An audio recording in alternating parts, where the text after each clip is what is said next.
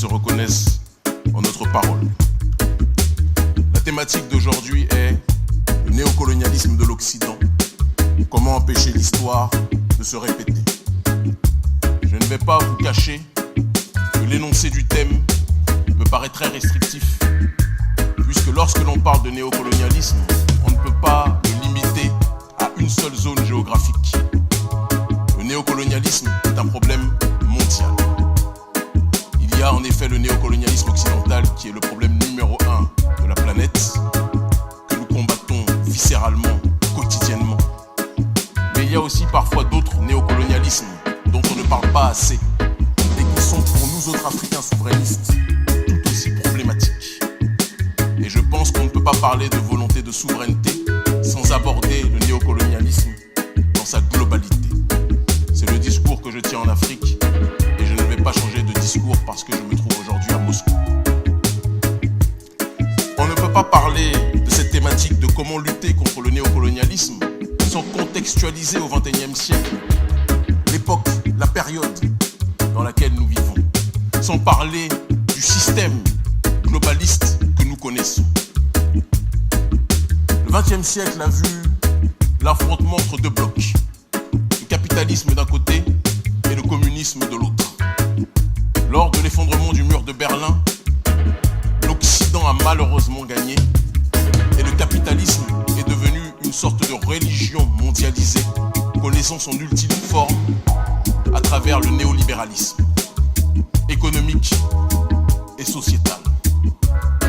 Le néolibéralisme économique est devenu quasiment une religion mondiale, de telle sorte que tous les pays du monde, même ceux qui critiquent l'Occident, ont fini par intégrer ce système économique comme étant le leur. Un autre néolibéralisme, par contre, est devenu beaucoup plus critique pour bon nombre de peuples.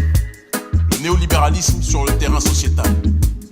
Un néolibéralisme qui impose sa vision du monde, la destruction de la famille, la théorie du genre, la destruction de tout ce qui a trait à la spiritualité et à la religion, et la propagation et la promotion du matérialisme. Face à cette arrogance occidentale matérialisée et illustrée par ce courant, beaucoup de pays ont décidé de se lever pour résister à l'arrogance du monde unipolaire occidental. La Russie, la Chine, l'Inde et bon nombre d'autres pays ont décidé de se lever pour opposer, pour donner leur veto face à la volonté de l'hégémonie du système occidental. Et c'est donc au milieu de ces deux blocs, de ces deux pôles, l'Occident d'un côté qui veut un monde unipolaire et les autres pays tels que la Russie, la Chine, la Turquie, mais aussi l'Iran qui veulent un monde multipolaire, que la guerre des mondes se déroule. Et au milieu de ces deux blocs, l'Afrique est en réalité le terrain de prédilection de l'affrontement entre ces deux mondes. L'Afrique est par conséquent, qu'on le veuille ou pas, une nouvelle fois, l'arbitre de ce monde.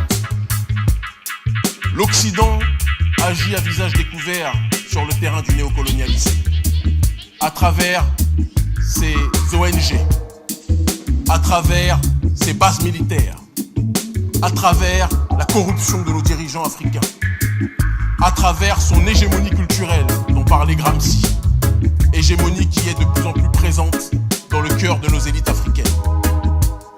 Et face à cet Occident, d'autres partenaires viennent en se présentant comme des amis, la Russie notamment, la Chine aussi, et d'autres pays, en déclarant qu'ils veulent nous aider à lutter contre ce néocolonialisme. Et nous les remercions. Mais parce que les amis doivent se dire la vérité sans tabou, nous devons être aussi honnêtes dans la manière d'interagir les uns et les autres. Lutter contre l'impérialisme d'Occident est une nécessité. Mais cela ne signifie pas que les Africains veulent changer un colon par un autre. La Chine, que nous aimons beaucoup, l'une des premières puissances mondiales, pays extrêmement puissant, partenaire numéro 1 du continent africain, est une nation qui aide beaucoup le continent. Mais il y a parfois aussi des dérives sur le terrain du néocolonialisme, des dérives sur le terrain du comportement vis-à-vis des populations africaines. Et on ne peut pas parler de volonté de souveraineté sans dénoncer les maux, quels qu'ils soient, qui minent nos populations. La Russie, qui est notre partenaire, un partenaire que nous remercions pour son soutien appuyé à nos populations. Nous pouvons noter aussi, et je le dis sans aucun tabou, certaines dérives parfois, en Centrafrique, mais aussi dans d'autres pays, dans le cadre de notre partenariat vis-à-vis de nos populations africaines. Je sais, ma parole n'était pas celle que vous attendiez aujourd'hui, mais je suis venu en tant que souverainiste africain pour dire la vérité. Une amitié s'appuie sur la sincérité. Et si nous voulons lutter contre l'impérialisme sous toutes ses formes, nous devons appliquer le principe de la réelle réciprocité. Les représentants et les ressortissants africains qui vivent dans les pays de nos partenaires qui s'opposent à l'hégémonie d'Occident connaissent parfois un certain nombre de difficultés, parfois de discrimination, parfois d'exclusion, au sein des pays qui se disent être nos pays partenaires. Nous ne pouvons pas pointer du doigt l'arrogance occidentale si nous ne corrigeons pas les problèmes qui existent sur ces réalités. Un partenariat se dresse sur le terrain de l'amitié véridique, de l'amitié véritable, en essayant de ne pas répéter les erreurs que l'impérialiste occidental a commises. Nous voulons un monde multipolaire. Nous voulons un monde où l'Afrique, la Russie, la Chine, l'Inde, l'Iran et les autres résisteront de manière efficace à l'impérialisme occidental. Mais nous combattrons avec toute notre force, toute entité, toute force politique qui pensera que l'Afrique est un terrain où on peut se servir sans respecter les populations. Le 21e siècle est le siècle d'une nouvelle génération africaine qui veut le droit à l'autodétermination et qui n'acceptera jamais le changement de colon. L'Afrique libre ou la mort, nous vaincrons. Merci infiniment.